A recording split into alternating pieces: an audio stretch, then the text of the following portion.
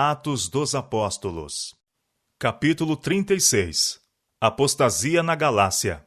Enquanto permanecia em Corinto, Paulo teve motivos para sérias apreensões com respeito a algumas das igrejas já estabelecidas. Através da influência de falsos ensinadores que se tinham levantado entre os crentes em Jerusalém, a divisão, heresia e sensualismo estavam rapidamente ganhando terreno entre os crentes na Galácia. Esses falsos ensinadores estavam misturando tradições judaicas com as verdades do Evangelho. Desconsiderando a decisão do Concílio Geral de Jerusalém, impuseram aos crentes gentios a observância da lei cerimonial. A situação era crítica. Os males que haviam sido introduzidos ameaçavam destruir rapidamente as igrejas da Galácia. Paulo tinha o coração cortado e sua mente estava contristada por essa franca apostasia da parte daqueles a quem ensinara fielmente os princípios do Evangelho. Paulo tinha o coração cortado. Imediatamente, ele escreveu aos enganados crentes, expondo as falsas teorias que tinham aceitado. E com grande severidade, repreendeu a todos os que se estavam apartando da fé. Após saudar os Gálatas com as palavras: graça e paz da parte de Deus e da de nosso Senhor Jesus Cristo, dirigiu-lhes estas palavras de penetrante reprovação. Maravilho-me de que tão depressa passasseis daquele que vos chamou a graça de Cristo para outro evangelho, o qual não é outro, mas há alguns que vos inquietam e querem transtornar o evangelho de Cristo. Mas, ainda que nós mesmos ou um anjo do céu vos anuncie outro evangelho, além do que já vos tenho anunciado, seja anátema. Gálatas capítulo 1, verso 3 e versos 6 a 8. Os ensinos de Paulo estavam em harmonia com as Escrituras, e o Espírito Santo tinha dado testemunho de seu trabalho. Por isso, ele advertia a seus irmãos a não atentarem para coisa alguma que contradissesse as verdades que lhes havia ensinado. O apóstolo aconselhou os crentes gálatas a considerarem cuidadosamente sua primeira experiência na vida cristã. Ó insensatos gálatas, exclamou, quem vos fascinou para não obedecerdes a verdades, a vós, perante os olhos de quem Jesus Cristo foi já representado como crucificado? Só quisera saber isto de vós. Recebestes o Espírito pelas obras da lei ou pela pregação da fé? Sois tão insensatos que, tendo começado pelo Espírito, acabeis agora pela carne. Será em vão que tenhais padecido tanto? Se é que isso também foi em vão. Aquele, pois, que vos dá o Espírito e que obra maravilhas entre vós, falo pelas obras da lei ou pela pregação da fé? Gálatas capítulo 3, versos 1 a 5. Assim Paulo colocava os crentes da Galácia perante o tribunal de sua própria consciência e procurava detê-los em seu caminho.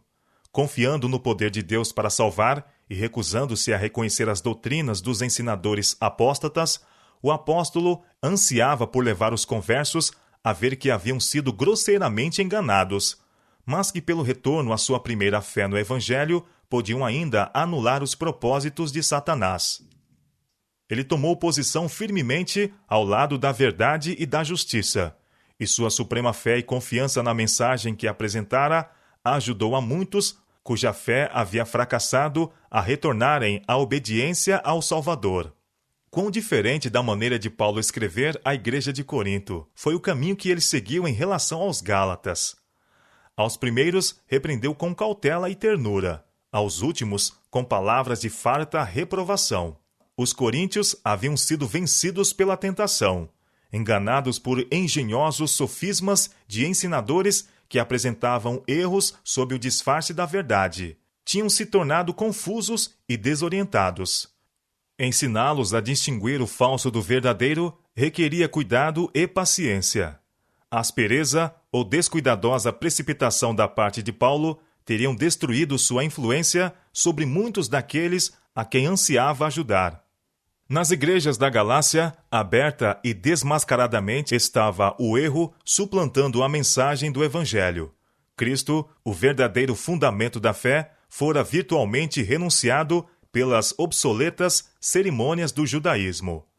O apóstolo viu que, para que os crentes da Galácia fossem salvos das perigosas influências que os ameaçavam, as mais decisivas medidas deviam ser tomadas, dadas as mais penetrantes advertências.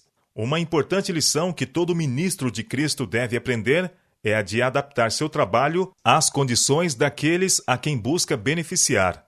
Ternura, paciência, decisão e firmeza são igualmente necessárias, mas devem ser exercidas com necessário discernimento. Tratar sabiamente com diferentes tipos de mentalidade, sob circunstâncias e condições variadas, é uma obra que requer sabedoria e juízo iluminado e santificado pelo Espírito de Deus. Em sua carta aos crentes gálatas, Paulo recapitula brevemente os incidentes principais relacionados com sua própria conversão e com sua experiência cristã primitiva.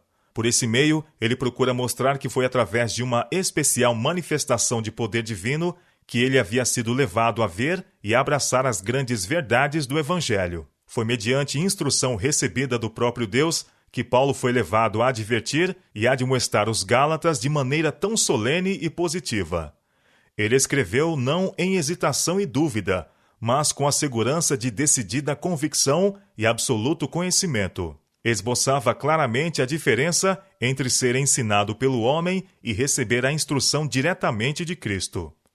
O apóstolo exortava os Gálatas a deixar os falsos guias por quem haviam sido desviados e a voltar à fé que havia sido acompanhada por inquestionáveis evidências de aprovação divina. Os homens que os haviam procurado desviar de sua fé no Evangelho eram hipócritas, de coração não santificado e vida corrupta. Sua religião era feita de um conjunto de cerimônias por cujas práticas esperavam ganhar o favor de Deus. Não tinham interesse num evangelho que requeria obediência à palavra. Aquele que não nascer de novo não pode ver o reino de Deus. João capítulo 3, verso 3. Sentiam que uma religião baseada em tal doutrina requeria demasiado sacrifício, e assim se apegavam a seus erros, enganando-se e também aos outros. Suprir formas externas de religião em lugar de santidade de coração e de vida é ainda tão agradável à natureza não renovada como foi nos dias desses ensinadores judaicos.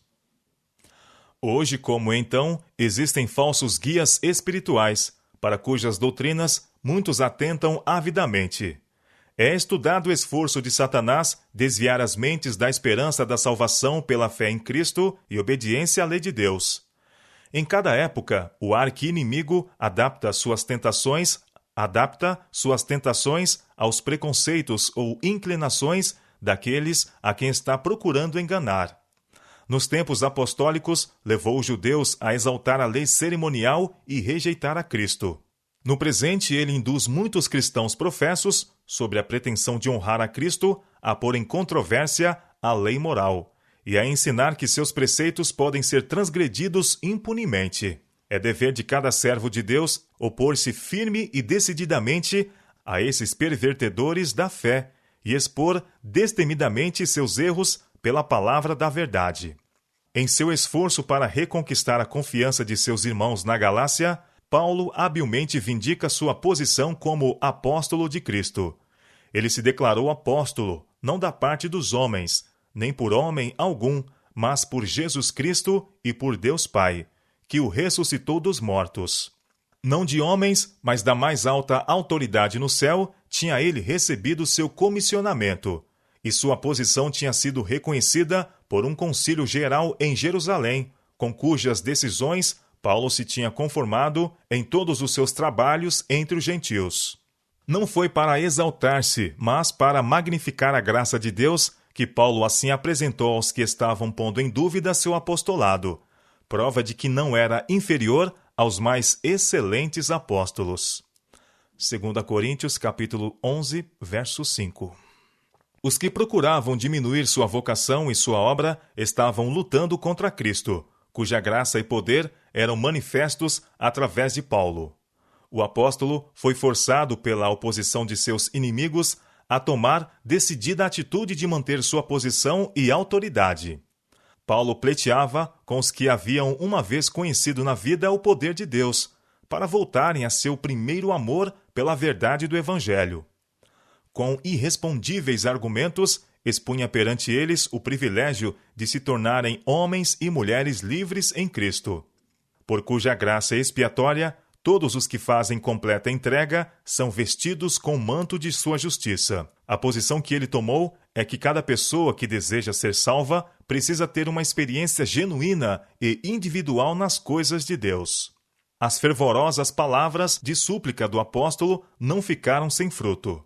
O Espírito Santo operou com forte poder e muitos, cujos pés se haviam desviado para caminhos estranhos, retornaram à sua primeira fé no Evangelho.